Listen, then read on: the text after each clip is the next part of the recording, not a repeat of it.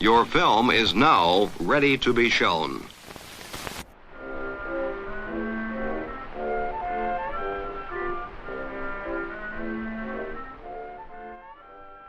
Good morning. I'm Justin Hendricks, editor of Tech Policy Press, a nonprofit media and community venture intended to provoke new ideas, debate, and discussion at the intersection of technology and democracy.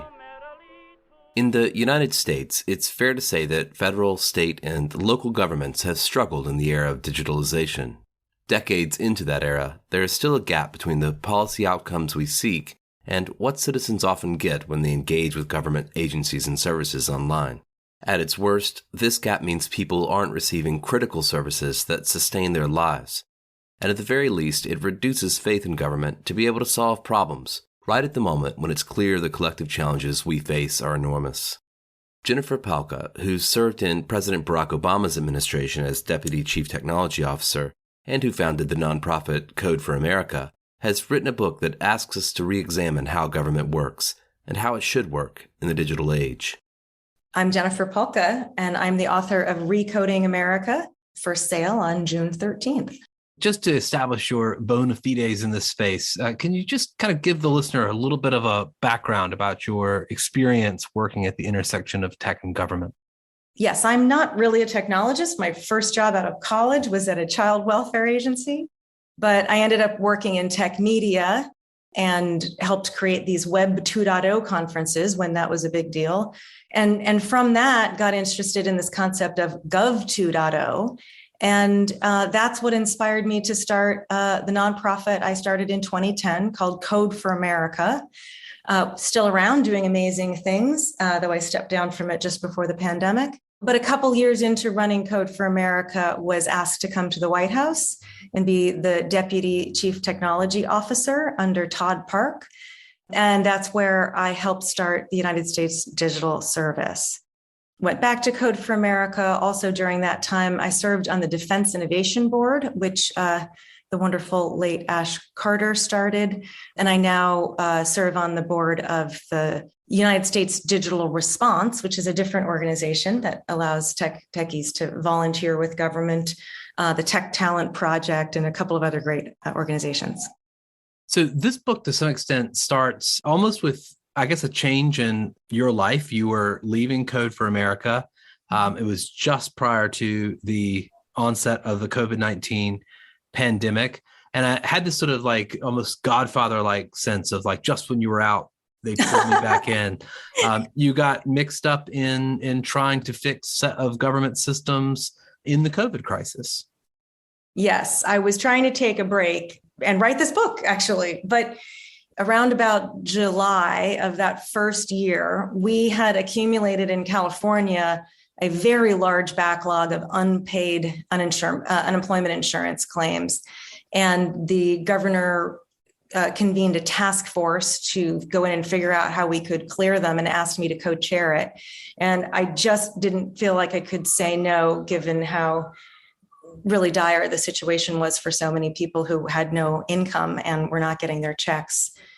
Yeah, that was a really interesting experience, which I think gave me a way to tell some of the stories and share some of the observations that I think are true of other government technology projects, but were just very visible there at the EDD. You know, one of those is that people really think that we have these systems designed to do something, but when you go look at this sort of complex web of fragile systems that don't really work together, you realize it's more sort of layers of technology that have accumulated over time rather than been designed for a particular purpose. The other big learning there was that the technology is complex and layered, but so is the process and the policy that governs it in ways that I think the average person really doesn't understand. A lot of this book seems to focus on this gulf between expectations and reality. That's a phrase that you use at one point early on. The expectation, of course, that technology is going to make things better and easier. The expectations that we now have as users of technology, that certain things should be possible when I arrive at a website and want to receive a service. I see this book as sort of plumbing that gulf to some extent, trying to figure out where it comes from. And you've just pointed out one place that it seems to come from, this kind of archaeological layering of tech, but also policy. Let's talk about those things a little bit in more depth. How do you sort of see those kind of archaeological phenomena playing out? We have this expectation that if a law or policy that we like passes, makes it through the process, gets signed by the president or whoever, that's when we celebrate. And that we don't really hear a lot about what happens next until we're in one of these crises. But we have and have had for, I think, some time, a problem with what happens next. And that's where we get the disappointment from our expectations. As with the unemployment insurance crisis, you can have sort of not enough happen. Congress appropriated a lot more money for unemployment insurance during the pandemic, but only part of it got out to people. Or in the worst cases, you can actually have the opposite of what the policy intended happen. And that can be really, really tragic. Maybe I'll give you a case that's an example of that, not from the EDD, which we can return to, but records clearance. Many states have passed laws that decriminalize marijuana. And in doing that, they have also made provisions for people who have past marijuana convictions to have them expunged from their records so that they don't have to live under the burden of a felony, which means at the very least that they pretty much can't get a job. And the problem is that sort of, year or 2 years into these things, the law has changed, but for the people who have those criminal records, nothing has really changed. They'll still go try to get a job, and when they do the background check, they still see a felony on their record.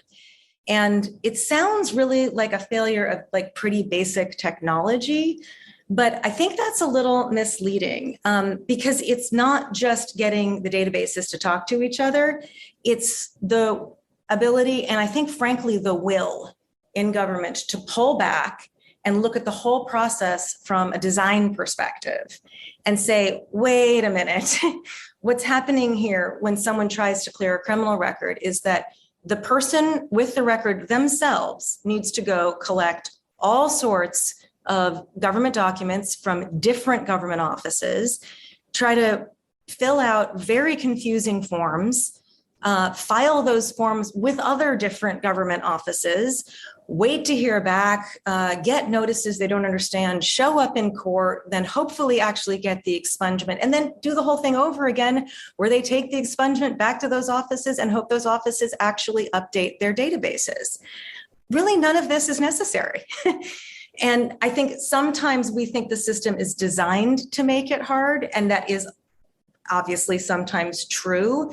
But very often it's simply not designed at all.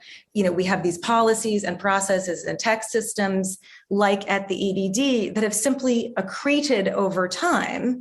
And it's not so much the difference between user-friendly design and what we would call in tech user-hostile design, but more kind of the difference between any design at all and just letting it accrue and accrete, sort of a no design. Of course, no design ends up as being very user hostile, but it's less the effect of intention and more kind of neglect.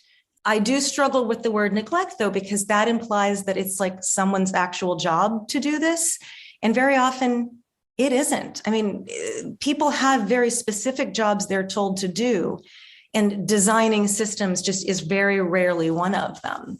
So, when we think about this gap between our expectations and what we get, different people have different ways of thinking about it. On the left, we often think of it as the fault of the right because they are starving government by design. They're starving government of the resources they need to get the job done, not giving them enough money. We really do spend a lot of money on government operations, and it might be helpful to think about how we're starving government of design, not just by design. I mean, I would argue that if you looked at the records clearance process and you took it for granted, you took it for what it is, and you said, we need thousands more people to come help these records get cleared and get people through this system, that's the wrong response. The right response is to say, let us redesign this so that it actually works. And that is actually what we did. The city of San Francisco and Code for America got together several years ago and designed a process for automatic expungement, which doesn't take that whole process for granted. It says, nope, these are just fields in a database. We can ask the computers to find all the records and change all the records. And none of that is necessary. So I think if we're going to close this gap of implementation, this gap of our expectations, we have to stop asking the wrong questions. Our leaders, our policy class, political class is always asking, how much money do we need for a particular task? And not asking, what are the competencies and capacities that we need? Not just to achieve this task, but to have those competencies so that everything that we do is easier and we actually get the job done. We get those outcomes that we want, which I think is just another way of saying, how do we build the kind of state capacity that we need today? And I just think that is a far more existential question than people are giving it credit for.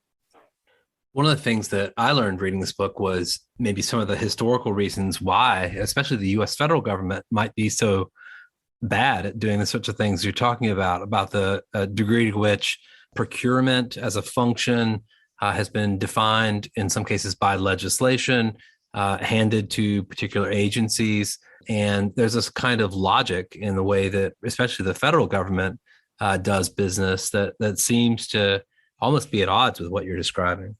I think it's a logic and just a way of thinking. So two historical things that happened in the 90s. One was just the trend of outsourcing. So if you think about when technology started to move from like, oh, it's cool that we have personal computers to, oh, there's the internet, and it's like profoundly changing our society. That kind of started happening in the 90s. And that is also when we went on a huge outsourcing spree, not just tech. I mean, it was, sort of this decision that anything that could be outsourced should be. There's this concept of inherently governmental and a definition of that. And that's sort of the only thing you're not supposed to outsource.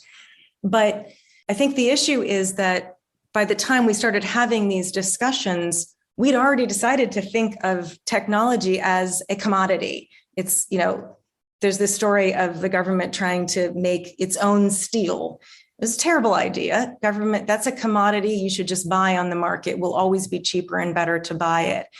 But tech is something that, I like to say, technology and software is something you do. It's not something you buy. You may buy tech tools, but if you're trying to get things done through technology, it has to be a core competency and something you actually do. So we see that in 1996, you had two members of Congress, Clinger and Cohen, who brought some legislation to the table that became the Clinger-Cohen Act.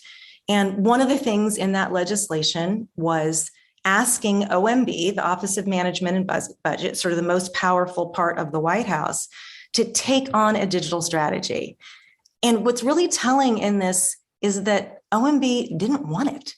The head guys there said, look, this is operational in nature and inconsistent with the policy role of the institution, because they were seeing this just as another tool of implementation and therefore the kind of thing like steel that should always be outsourced.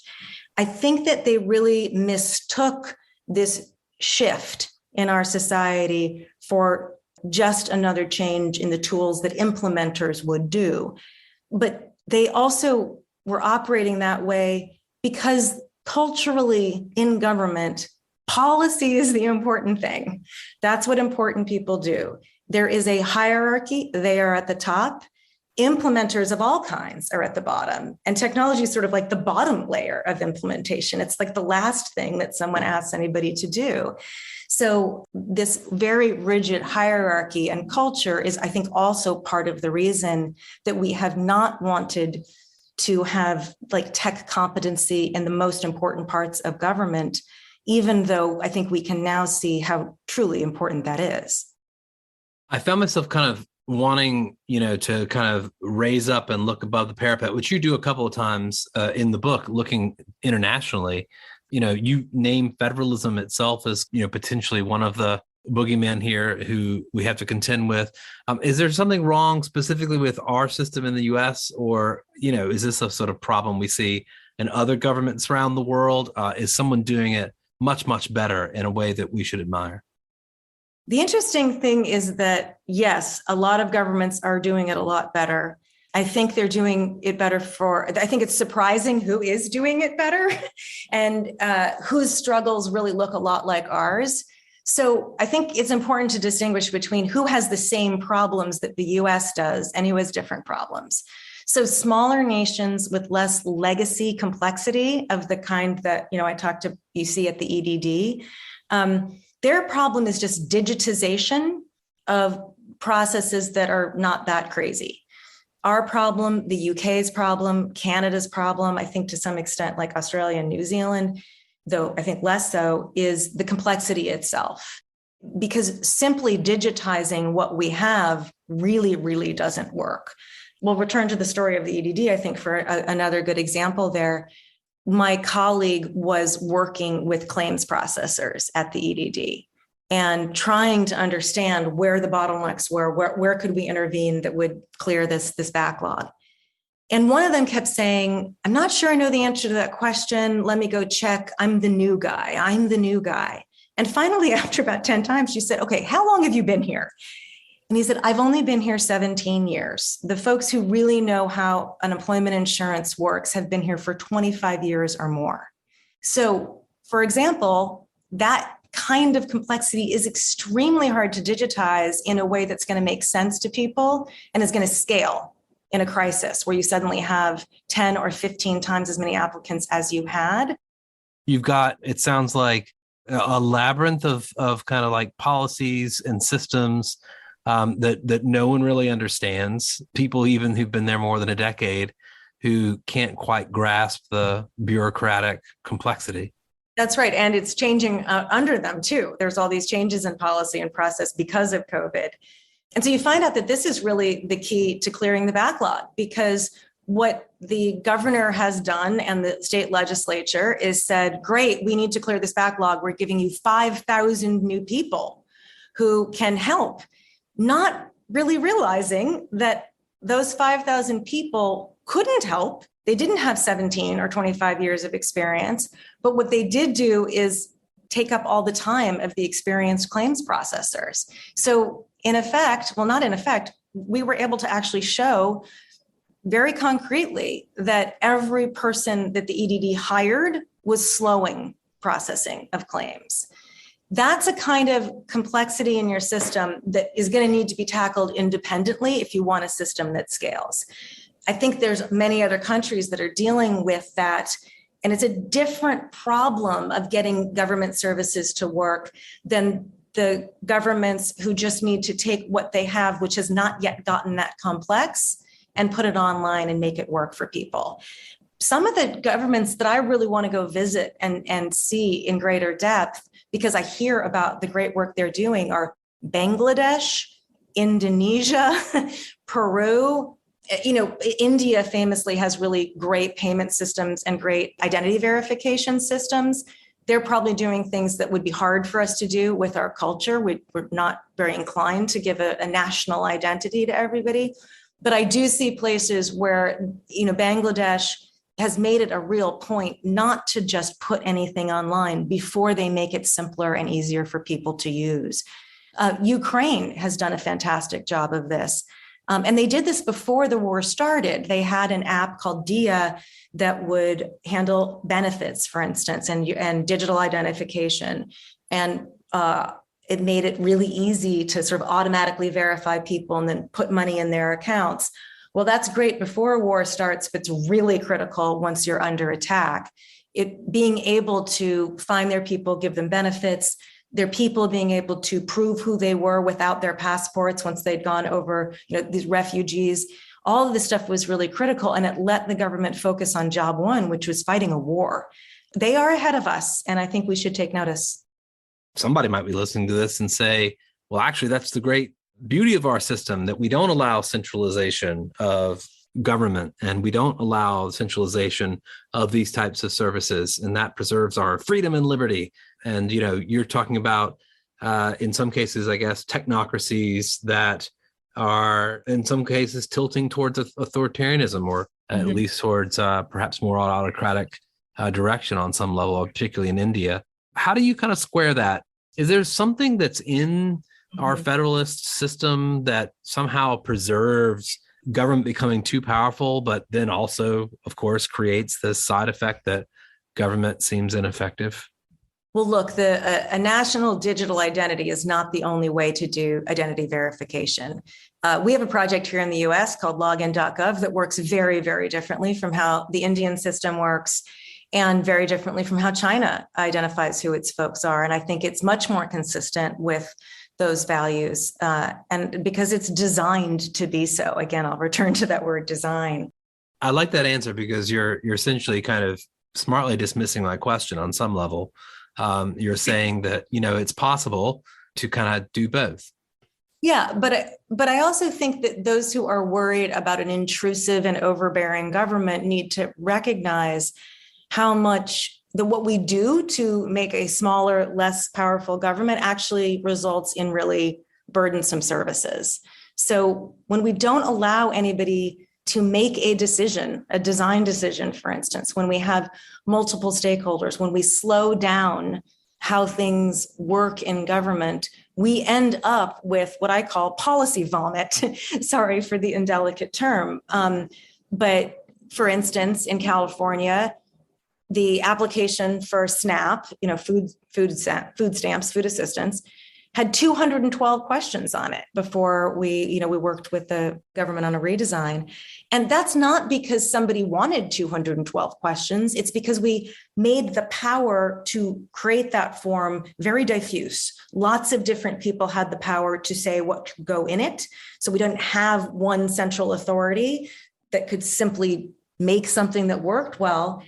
And people experience a 212 question with really kind of insulting and strange questions on it as a really overbearing government. But that came out of a desire to keep anybody from accumulating power.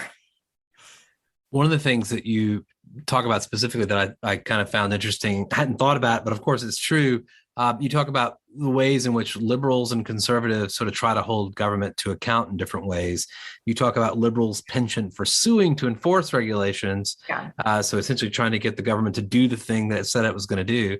And then conservatives suing to stop the government from doing the things that it wants to do. I can imagine, if you are in compliance or you're also developing agencies or agency approaches to software, it must get really confusing. Not only do liberals sue to stop, they also are really obsessed with sort of more procedures. There's too often this belief that following the procedure is what gives government legitimacy, not actually the outcome. So that's their sort of dysfunction that I think is the mirror image of the right's dysfunction of trying to make government small, but accidentally making it big. I also just not sure that the left and right perspectives are the most valuable here when you're talking about this agenda. There's also this divide, not between left and right, but between people who want to build state capacity, improve the ability of government to do what it says it can do, and those who want to destroy it, to really dismantle it. And those boundaries do not really respect the sort of traditional boundaries of left and right. There are plenty of people on the left who are deeply, deeply skeptical of state capacity for good reasons. And surprisingly, I think there's a lot of people on the right today, not people in the Trump camp, obviously, who think that we actually do need to do what we say we're going to do. And they're sick of this sort of sloppy, overbearing government that we have created, and they want to get things done, like, create housing and, implement some of the provisions of the IRA that are so critical. So maybe a more relevant divide in a certain sense is people who are thinking about state capacity at all, whether they're trying to build it or tear it down, and those who don't, because the people who are thinking about it, whether their solution is to improve it or degrade it, I think are reacting to the same thing, which is that government is simply too slow and ineffective right now.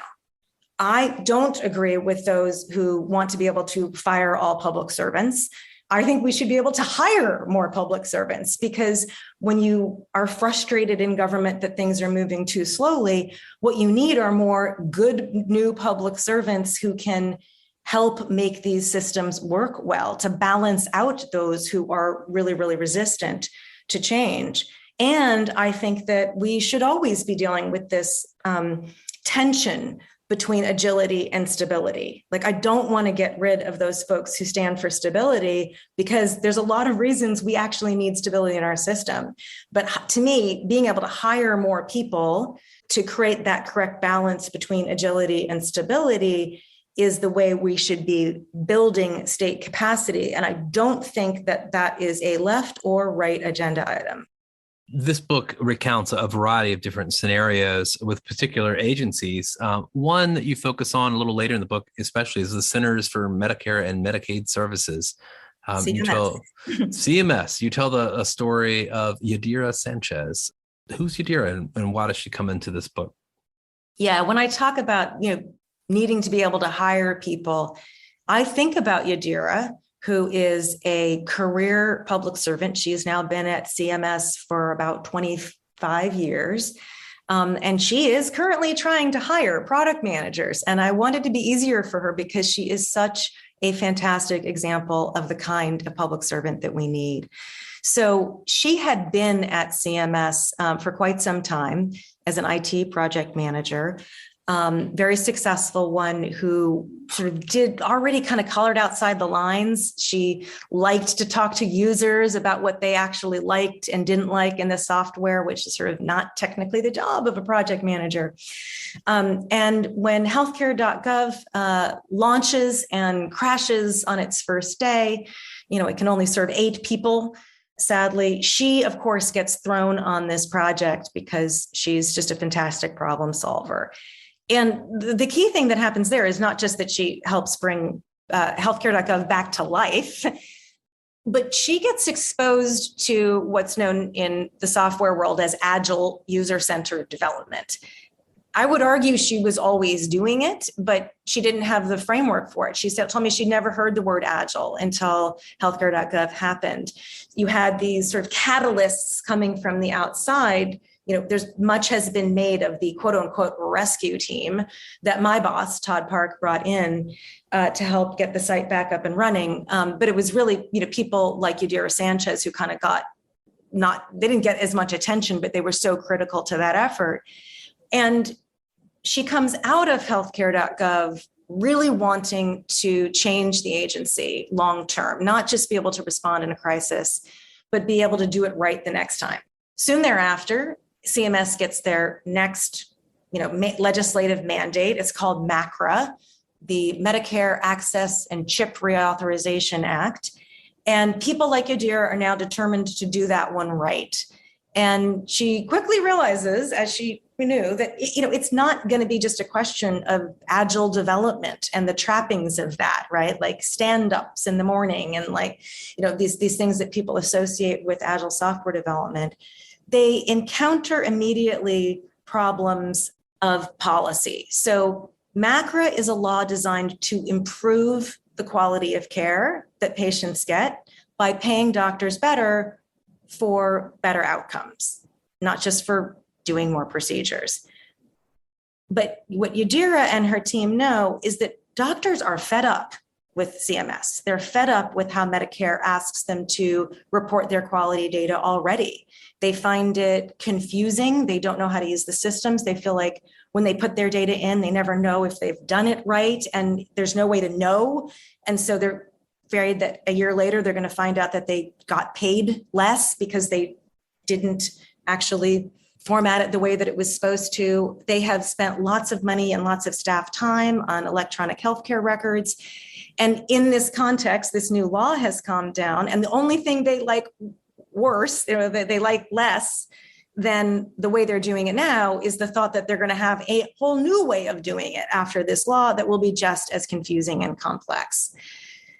So Yadira and her team know that the key thing to deliver here is an interface to those doctors that makes sense to them, that doesn't drive them crazy.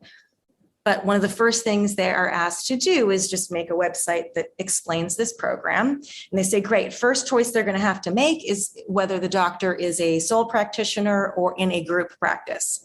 Well, it turns out there are 9 different definitions of a group practice. And I think the old CMS would have said, okay, well, let's build some software and, a long explainer so that everyone can understand all those 9 definitions. But what this team does today is say, we can't work with that. We're going to have to resolve some of those definitions. We really need to have one. They don't get to one, but they get to 2. And I think that's a pretty good illustration of how hard it is to work with these people who are, not to work with the people, but to work with the policy that's so complex. And people who are saying it has to be 9, that's how we're compliant with the law. So this sort of, obsession with these fine details when some of them really could be resolved. So they get to 2, which is going to make the software a lot easier. Another example of what they do is that the law exempts doctors who only take a few Medicare patients. There's a certain threshold. Those people shouldn't have to try, do new electronic healthcare record software. They shouldn't have to train anyone. They shouldn't have to go through the program at all. But the way the regulators are interpreting the law is that everyone will go through it the first year. And if at the end of that first year, you can show you didn't have as many Medicare patients as would hit the threshold, then you would be exempted. But this is going to drive a whole section of doctors absolutely crazy for no reason. So they fight back and they push back and they say, no, let's just do it based on the previous year's data. And because they fight a whole bunch of fights like that are about, as the team said, like, I get it's complicated, but it has to make sense to a person. Then they're able to deliver a project that is not only under budget, on time, but the doctors really like. Instead of flooding the call center with complaints, they call saying, like, something must be wrong. This is too easy. And it's people like Yadira Sanchez who are doing this, who are sort of standing up and saying, I need a seat at the table, the policy table, not just writing the code, not having just my team write the code that you tell me to write, if we're going to earn back the trust of doctors. And I think that's true for every service. We need to earn back the trust of the American people, whether it's doctors or patients or SNAP recipients or people with a criminal record. And it's people like Yadira who can do that, but they have to change their idea of what their job is and it's empower themselves. Seems like part of what Yadira seems to create for herself and that you seem to admire is some wiggle room, just the ability to maybe do things a little bit differently than the law might have suggested that it should be done. Just take a little bit of liberty with delivering exactly how the policy may have been laid out in words in order to look more at the goal. What was the goal? What did this law intend to do? Is that right? Is that part of the issue here, that we've got almost a system that denies learning in a way because it stipulates too specifically, what it wants us something to do? I think that's exactly right. When you hear about people like Yadira, and she did something else after that I talk about in the book. Later on, she's asked to take this data about pharmaceuticals and extract it and give it out to the ecosystem every quarter. And she says, there's a better way to do that. Let's create an API, an application programming interface that will actually honor Congress's intent much better and cheaper than these data dumps that are specified. And when she does something like that, many people have said, oh my gosh, she's not following the letter of the law. But she is very, very well following the intent of the law. She is fulfilling the intent of the law in the way that actually makes the people above her happy and makes the public happy with the services we get. I do think, I don't know if wiggle room is exactly the right word. I would really focus on, are we honoring the intent of the law and policy that's passed, or are we simply doing what we're told and then saying, well, it didn't work. Sorry, it's not my fault. I followed procedure. I tell the story of a different leader, extreme contrast to Yadira, somebody at the VA who kept telling me, I don't have any opinions on the requirements of this software. I have spent my career teaching my team not to do what Yadira says. And I ask him why. And he says, because then it's not our fault. And he says, if they ask us to build a concrete boat, we'll build a concrete boat. But the problem with that concrete boat is that it won't float. And in that case, the boat that wasn't floating was healthcare for veterans. At that time, there was something like 18 veterans committing suicide every day, many of them because they couldn't get access to mental health care. I don't think it's okay to say it's not working, but it's not my fault. And I think people like Yadira are saying, it is my job to deliver for these people. It is my responsibility, and I'm going to be empowered to do that. I will absolutely have an opinion on business requirements because the people who rely on Medicare need me to have that. Late in the book, you write a sentence I like, I often hear that tech changes so fast, it's difficult to keep up. But what government needs to keep up with is not tech, but people. That seems to be basically the message of this book. It does come down to people in a number of ways. I think when I say we need to keep up with people, we need to recognize that people's needs have changed. The way people interact with governments, with companies, with systems has, been in this crazy whirlwind since the beginning of the internet. People have a lower tolerance for paperwork now. They have shorter attention spans. And, our country is in greater need. We have greater inequality. We have bigger problems. We have climate change. The needs of the country and the people have changed. And we can't just say this is how it's always been done. But it also comes down to people in the sense that people are the solution. People like Yadira, there's no technology or policy that creates a Yadira Sanchez. We are all, I think, responsible for elevating or recognizing and celebrating people like her so that we get more like her. It's people that need government and the people of government that are going to matter here. Late in the book, you also talk about the sort of Silicon Valley mindset that sees building government capacity as not even possible, that this sort of this nihilism about government's ability to do anything at all. The thought that really it should be private companies that remake the services and provision of all the things that make it possible to deliver on the state's interests. You point out Mark Andreessen as the sort of epitome of that attitude. Your book is kind of coming out in that context. This is a kind of ideological fight at the moment. I do say that I think if Mark Andreessen could see the work of a Yadira Sanchez, it might change his mind. Perhaps I'm being a little generous with him, but I do think people see this very frustrating government. I believe in regulations, but I do recognize that some regulations are implemented in a way that's extremely burdensome for companies and for businesses. And that's a common complaint of people like Mark Andreessen. But you can look at the way a Yadira Sanchez would implement regulations and say, oh, that's going to get us a good outcome at a low cost to us. And I think you really have to sort of see the work in order to start to believe again. I think we are starting to see the work. For instance, covidtest.gov, which came out, right in the beginning of the Biden administration, is a great example. It's the exact opposite of healthcare.gov. It's the exact opposite of making doctors, go through a year with new medical software before they get exempted. It's the exact opposite of a 212 question form for food assistance. I timed myself getting those COVID tests. It took me 11 seconds to order them. They came 2 days later. That's delivery in a literal sense. And it happened because people in government, not people outside government, said, we are going to make choices here about what's important.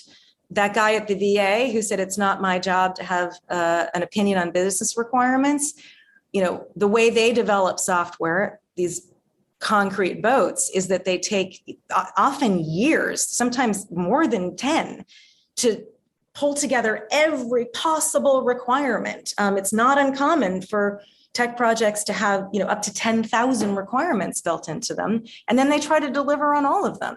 COVIDtest.gov said, look, there's a lot of things we could put in this, but let's just value speed, simplicity, scale, and accessibility. And all the other, that means we're not going to be able to ask a lot of questions, but we're going to deliver the goods. It's going to be available in different languages. It's going to stay up and handle a huge load, and we're going to get those things off. That is the kind of government that we want. And I think we need to start recognizing those examples and saying, yeah, hey, Mark Andreessen, government's not so bad. Let's believe in it and support it.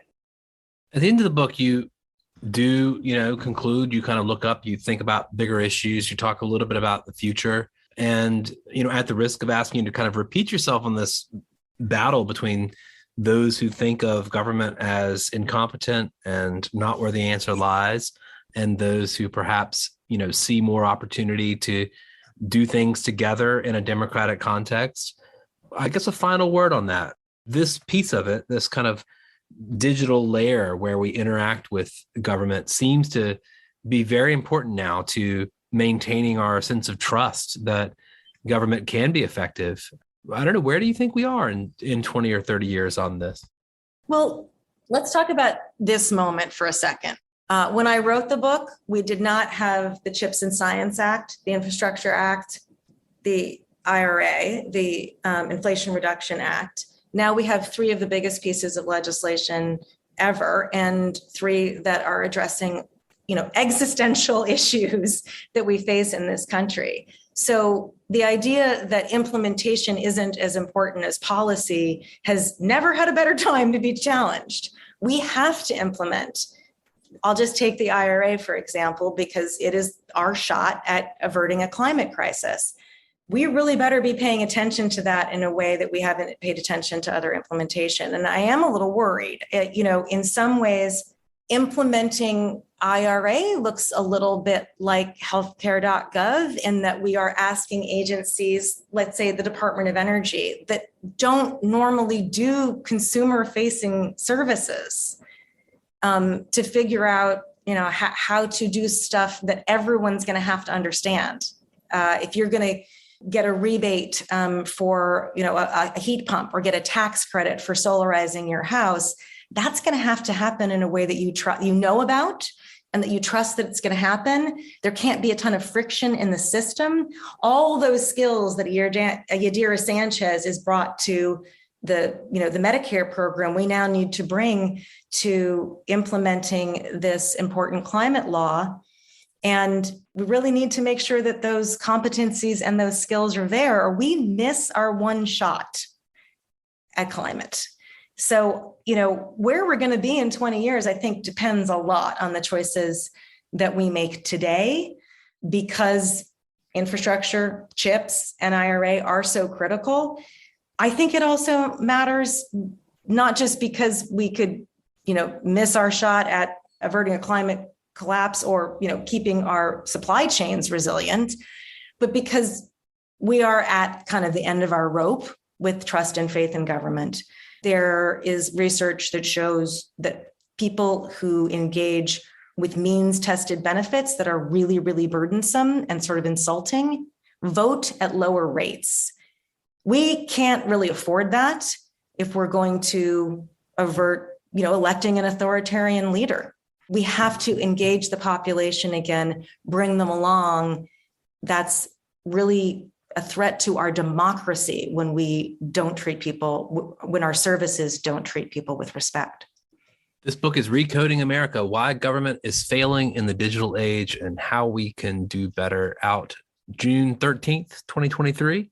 That's right. From Jennifer Pahlka. We'll look forward to it and hope that perhaps you'll come back on in a couple of years and let us know if there are some bright points and some movement on some of these issues, perhaps in response to your ideas. There are already bright points, and I know that there will be more, whether people read the book or not, but I hope they read it. Thanks so much, Justin. Thank you.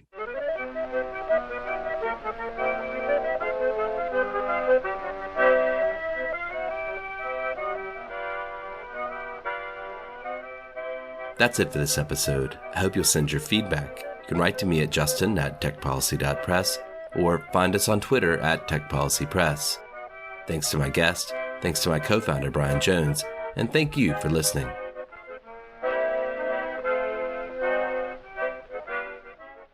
Tech Policy Press.